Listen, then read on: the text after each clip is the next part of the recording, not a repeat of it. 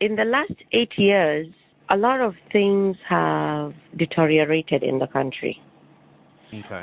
What really destroyed people here, to be honest with you, especially in the region that I live in, is the banditry and kidnapping issues that the government is unable to sort out all this time. Right. So they kidnap people for ransom, and the Right. insecurity is really, really, really. I don't know how to describe it. It is, if I say horrible, it's an understatement. Wow. So a lot of people have been bankrupt through that kind of problems. So to raise money or raise a property to sell, or it's, I'll be very honest with you, it is very, very difficult for people like me. So Okay. you can put a property in the market. Before you get a buyer, it would have been 2 years down the road. So it's quite difficult, really. And the reason is just, the huge reason is the insecurity and the inflation. Two things. Where is this inflation coming from? Because I've been watching the inflation in Nigeria, and it's just skyrocketing. Yes. It was like 600 The naira, and now it's inflation. like 800 to the pound. Yeah. To the pound, yeah. The problem is the CBN actually have two exchange rates. We have the black market and we have the official rate, which the current government want to put it back together into one. So before doing that, they have to devalue the naira. Right. And secondly, in the last 8 years, the border has been closed.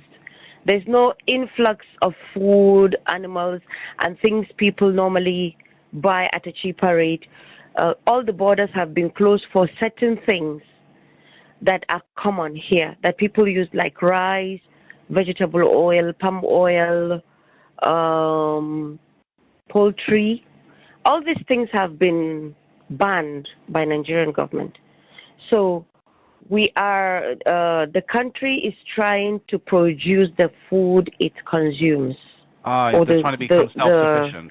Exactly. So because of the banditry and kidnapping issue, farmers are being killed on their farmlands. They are attacked, they are kidnapped, they are killed.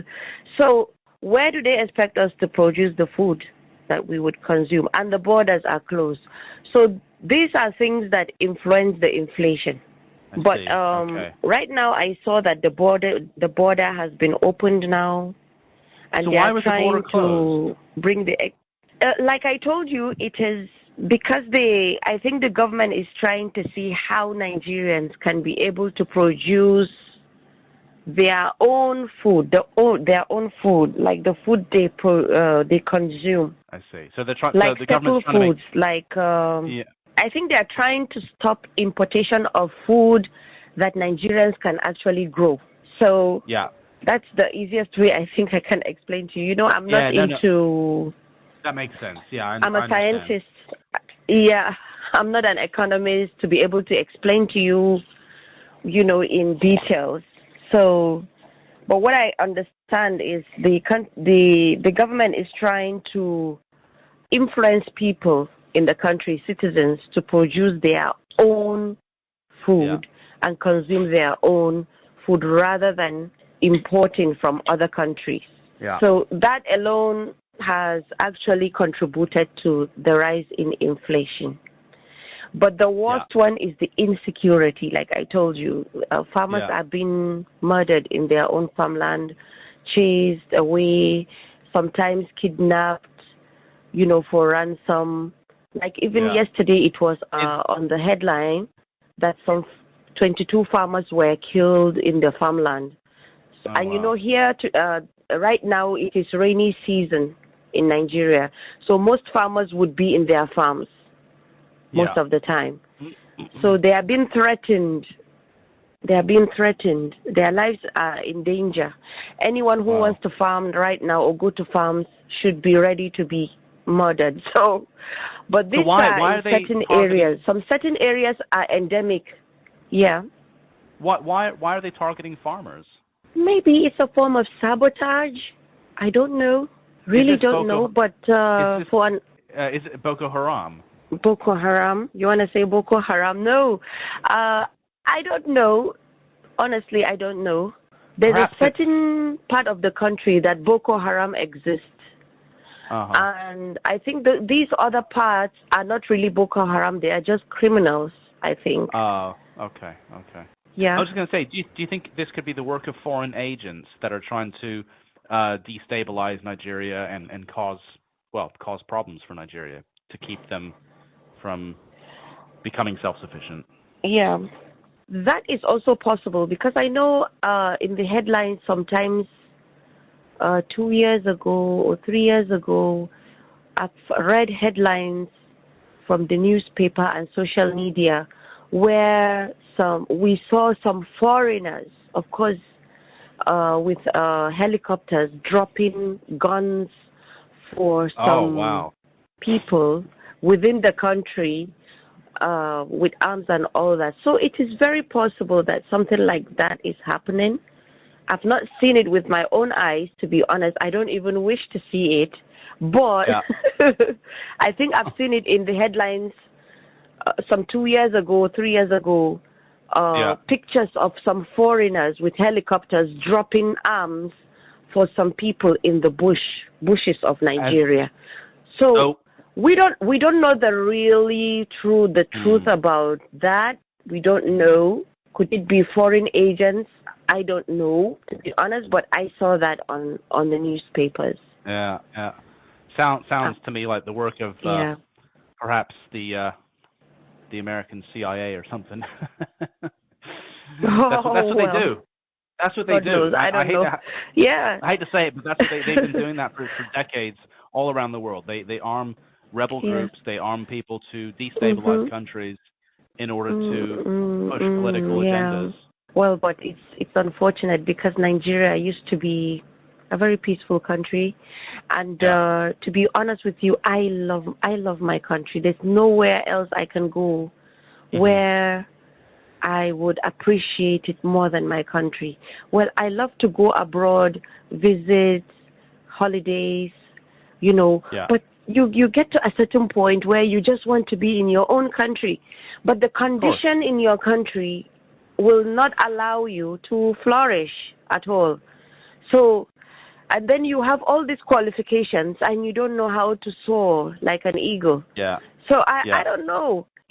For me, I want to move out of the country because of two things: the insecurity, and then I want to work where I will be valued. I can use my knowledge. I have security to work. I have good food or to eat, enough food and all that, So, you are just forced to leave the country because the condition here is very harsh. So I don't know how else to tell you. It's really the condition is really harsh. Yeah, it's unfortunate. It's unfortunate that it's like that because it could be. I'm sure it could be. A very nice place if it wasn't. But if you take away the insecurity and what you mentioned, it would probably be a very, very good place. About the real estate, like I told you, the condition right now for selling real estate can be extremely difficult, except if you would mortgage it at some point. But then mortgage, people can default it and all that. So the market condition for real estate here right now, it is close to impossible. You can only be lucky if you are close to some influential people in the country. Or you have friends who can bill you out with such things. When you have such things in the market, you want to sell. But if you are to go by the normal market, it's quite difficult, to be honest. People don't really have money because they're probably a family member would have been kidnapped, and they have to sell everything in the family, their assets, to actually get ransom for that person, so that person cannot be murdered or killed. This is just the condition. Many people are broke because of this insecurity problem, and it's really, really bad. Yeah, exactly. I've heard of, like, in South Africa, farmers getting murdered. That's been going on for quite a long time. But that's different. That's Quite a more to long do time, with yeah. that was more to do with the South African government almost encouraging Tribe. people to go and take possession and basically, steal land from. It was more of a racial issue because the farmers in South Africa are usually white, and of course the government is playing with the race card, and they're saying, "Oh, look here, take." They stole this land from you a long time ago. Go take it, and if you, they're basically saying that if you go kill these farmers and take their land, we're not going to punish you. That's what's been happening. So it's same problem, but just a different reason behind it. It's not good. It's for real. So that particular problem in South Africa is actually racism. But if you come down to Nigeria, if you take racism, if you take banditry and insecurity out of the way, what usually causes us to fight with each other in the country is usually tribalism. This person doesn't belong to my tribe and I hate that person. Right. This person doesn't belong to my tribe and I don't like this person. It's so baseless. Or religion. This person is a Christian and I don't like Christians. I'm going to kill Christians. That is just what usually causes this particular one that I'm talking to you about. It's purely insecurity and banditry. It has nothing to do with religion, nothing to do with tribe. It is just a criminal act, pure criminal act, and inhumanity, human. So so it has nothing to do with racism, to be honest. No, it sounds like it's just purely to gain profit, to make money. That's the sounds of it. That's the only reason behind it. Is that true? It may not be that alone. It's a very, very complicated issue. How I understand it as an intellectual is it may not really about making money alone. It could be about making money, but then it is about disturbing one region or the other of the country so that region doesn't progress. I see. That is how I understand it as an intellectual. But if you come down to the roots of the problem, it is the corruption that actually ate up the country, where now the citizens are paying the price of this corruption. We have had a lot of corrupt leaders. See, I have been to the UK. I stayed in the UK for about 4 years, or let's say 4.5 years. I've been in Liverpool, to be honest. But what I learned while I was there at that time, the UK consumes, they import almost, but you have a good government. You have good leaders. You have, even if you have corrupt leaders, I don't think they are even 1% of corrupt as how Nigerians are. I'm just being honest with you. You have good leaders. You have leaders that are accountable for decades. Some of them. I think in the UK, I'd argue that it's probably just as corrupt, but they're better at hiding their corruption.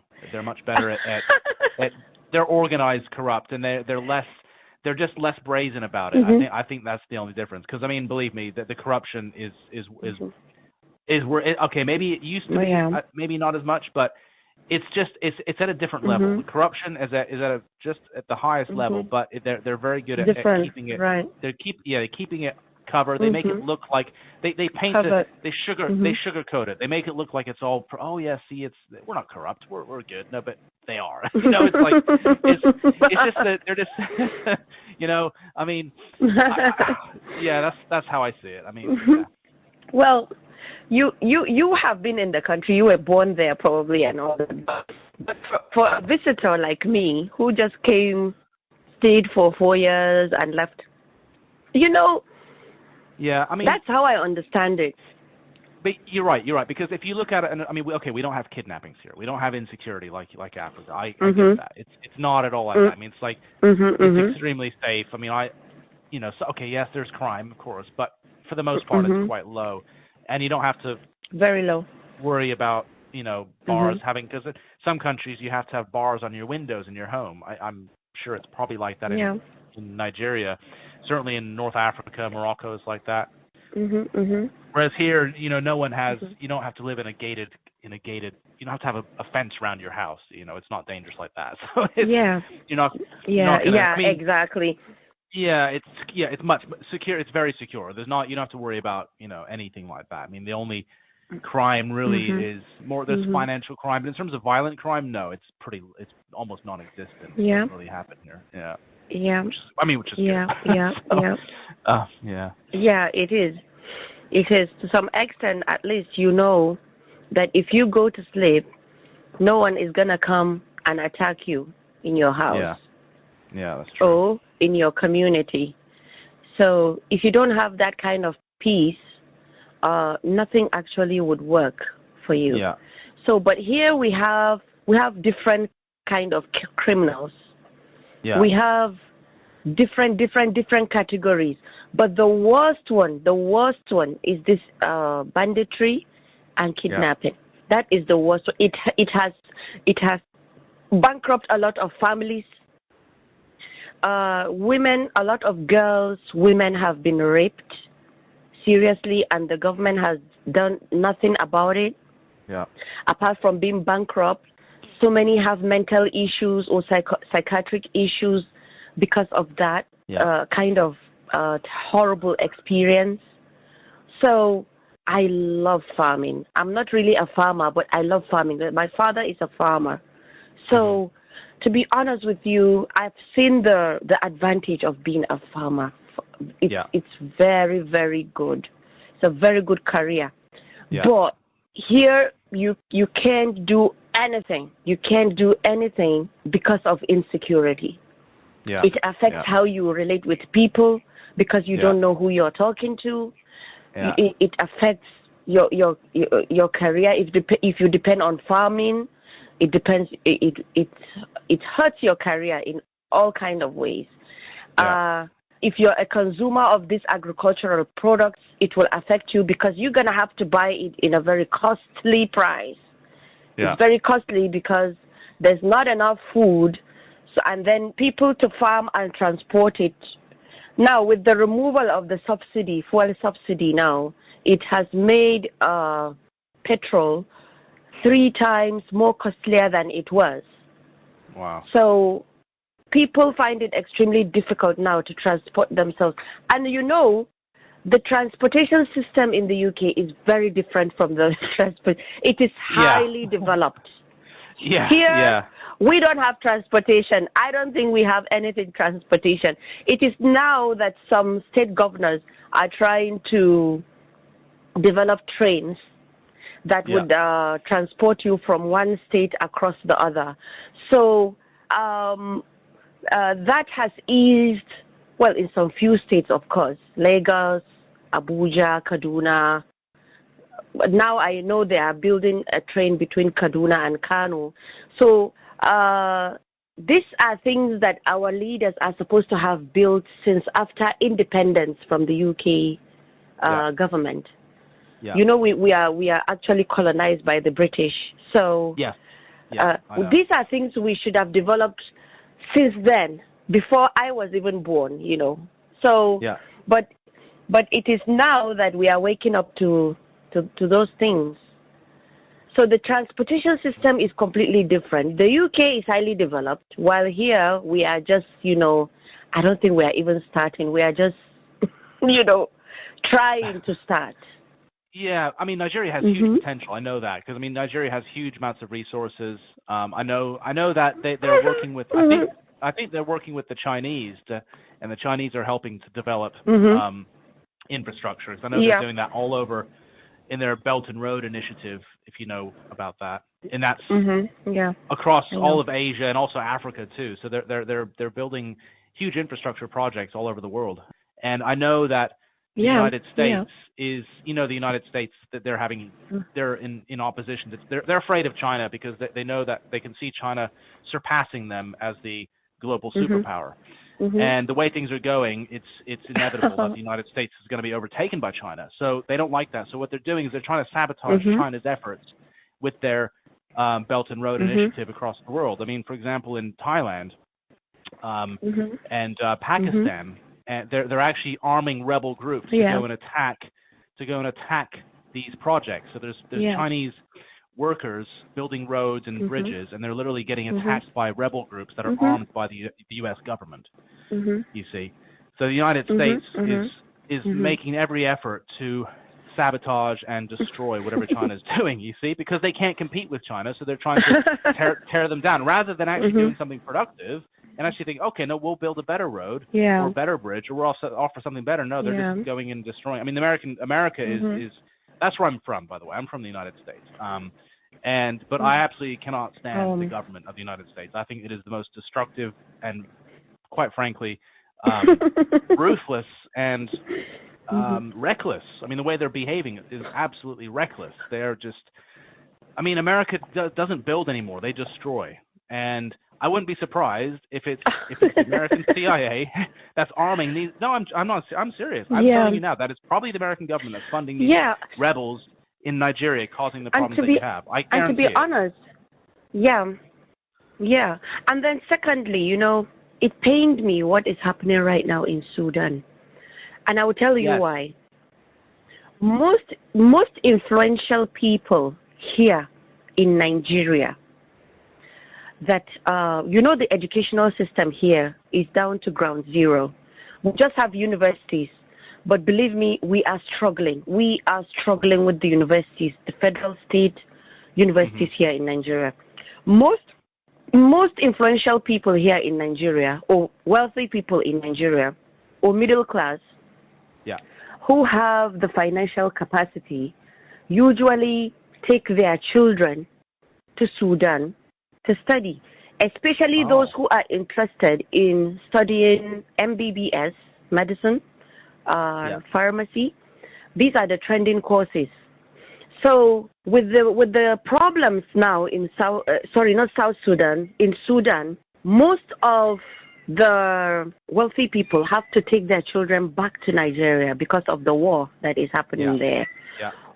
I heard spat of rumors here and there about what you're saying about the United States.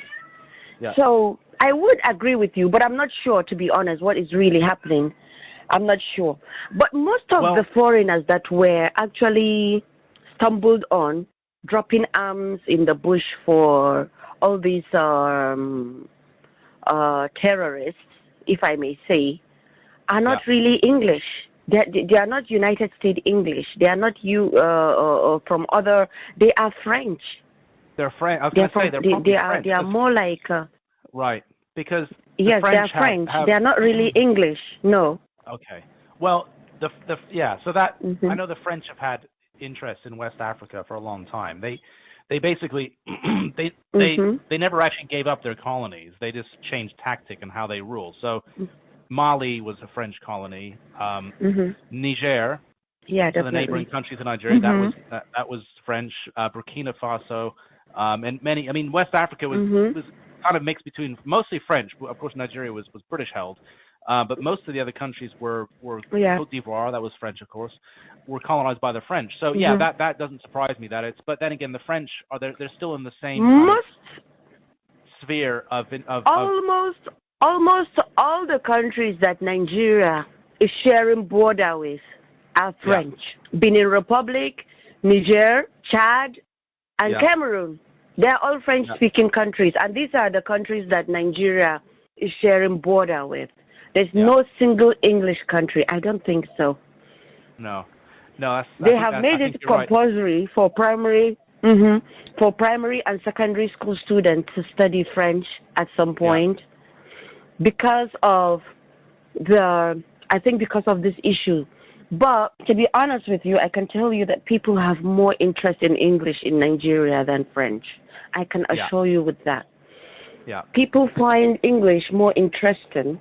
And that I'm talking about the schools, probably because we were born by our parents. Our parents speak fluent English, and we communicate more in English. To be honest, English is more diverse in the world than French. No, it's French. However you're gonna look at it, some people are dying to learn English around the world because It is one of the most influential languages. You must learn English to communicate vastly with people across the world. I want to agree with you, but I don't want to agree with you totally, to be honest. I know there may be influence from the U.S., but there is more influence from France, from French It's probably, people, yeah. I mean, to be honest. I know the French they've had military presence, and they've been arming rebel groups all over West Africa to try and keep, because they're losing control. You know, the Russians are also, they've been sending in they've sent in their mercenary groups called the Wagner Group. Now, they're actually a positive force, because what they've been doing is they've been helping local governments to rid their country of terrorists. For example, in the Central African Republic, in Mali, and they've actually helped cleanse the country of these terrorists that have been funded by the French. So. And the people have been welcoming. They've been flying the Russian. I don't know if you've seen this, but they've been welcoming the Russians. They've been flying the Russian flag, saying, you know, mort à la France, you know, death to France, because they hate the French. They don't want the French there anymore. They know the French are causing chaos. Yes, it's true. Yeah, so they're welcoming. But to be honest, and also going back to be Sudan, honest with you, I'll tell you quickly what happened with Sudan. The reason there's problems in Sudan is because the Sudan government is working with the Russian government to build a naval port on the Red Sea.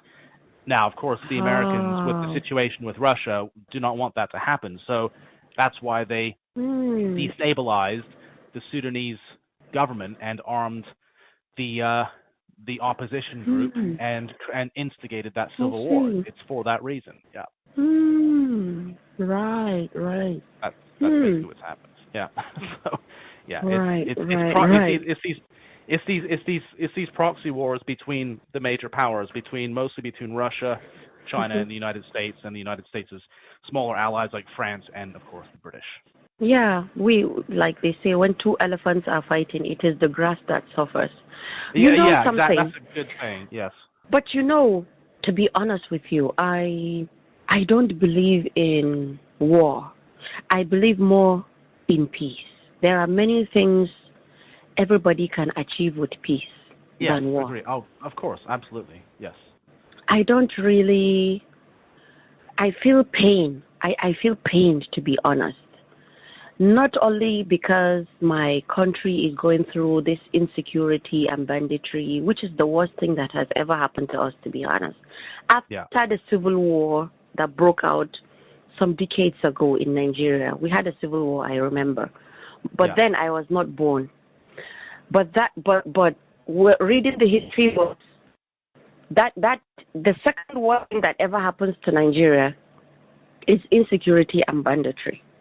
Yeah.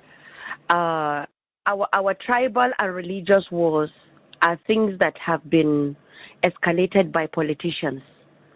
So if we have a different set of politicians, which is possible, we can do that in Nigeria. We can do anything we want to do. Yeah. We can flush all these people, corrupt people out, and bring people who are really interested in building this country.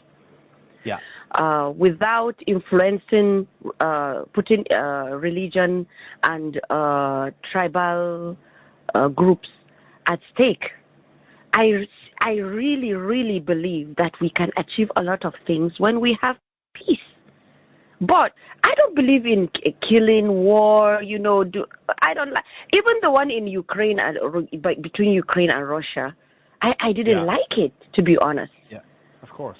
I don't know Russia, I don't know Ukraine, but the fact that human beings are in the middle of this, innocent human beings who don't know anything about these governments, don't know anything about Russia. They may be even Ukrainians, but they don't even know much about the relationship between Russia and Ukraine and what really influenced these wars. They are caught up between all these things. Yeah.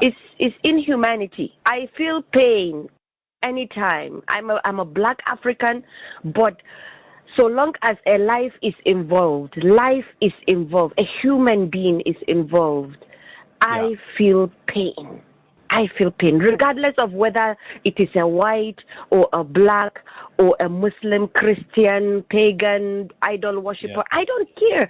The fact that the person is a human being, we should respect life. We should be able to respect life is very precious. It doesn't have second hand. It doesn't have a spare part that, okay, if I lose this life, I can get a spare and replace it. There's nothing like that. Even in science, we are yet to know. So I don't really buy these ideas. And I feel pain how the world is going. It's really, really painful. Really sad. I agree. I mean, look, I'm not a fan of war. I don't like war either. I really don't. I mean, I don't. The problem is you have aggressors. Don't. You have aggressor. The reason you have war is you have an aggressor and then you have the defendant. So you have one side that's aggressing and the other one is being forced into a conflict they don't want. So, and I hate to say it, but the aggressor is always the United States. If you look at all the wars, it is. I mean, they are behind every war. They are. It doesn't have to be that way. But of course, the United States, the ruling, it's not the people. Of course not. It's the ruling class. They're so greedy. They want to rule the world and they want to control everything. And they will do anything to do that. And that's why they will cause war and destruction and death, whatever. That's and then where we are. And then all these things that they are doing can be achieved with peace. Yes, it can actually be achieved with peace. You can't deny a country from progressing. No matter how far you have gone to destroy that country or destroy those group of people, something will always surface. Well, I'm a believer of religion, to be honest. I'm a Muslim. Yeah. And what I believe as a Muslim is whatever the Almighty God ordained will happen. Mm-hmm. If I'll give you an example with myself. If I am destined to be wealthy, all the necessary things that will stop me from being wealthy will be divinely cleared out of my way, and I will become that person that God wants me to become. Yeah. So I have a feeling that most people in the United States don't believe in religion. Even if they do, well, to some extent, maybe they do, but not the way we do it here in Africa. If you look at the divine scriptures, I don't know much about Christianity, to be honest, because I don't even know how to read the Bible. I only know how to read the Quran, and I know some.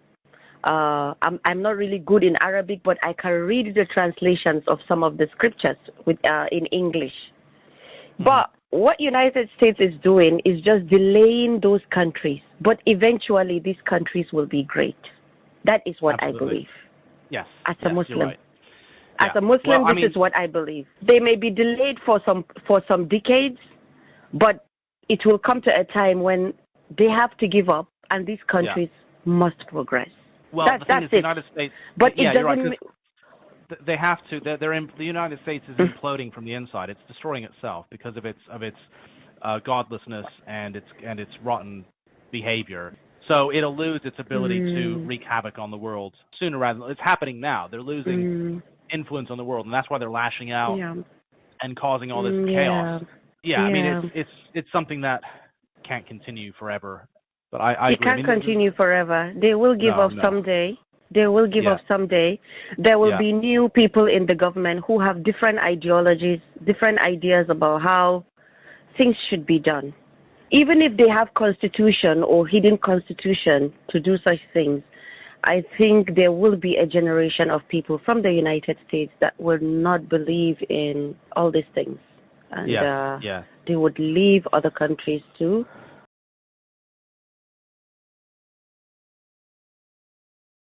Okay, so let's summarize this conversation.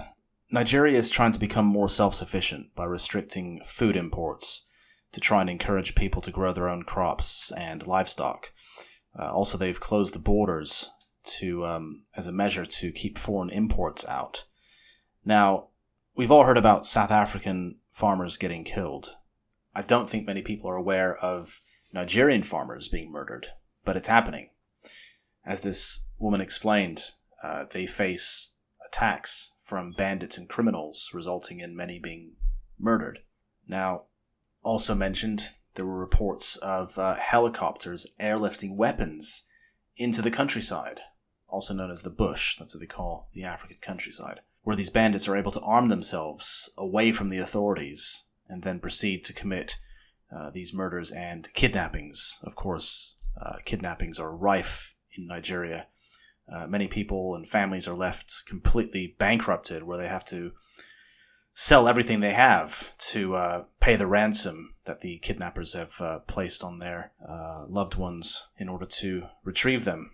So who are these mysterious people dropping ammo crates into Nigeria, and why? So, again, in this conversation, they were described as white and speaking French. So, well, we know West Africa is the designated sphere of French influence. They have the colonial legacy over this region, and they maintained it. So colonialism never went away, it just changed form.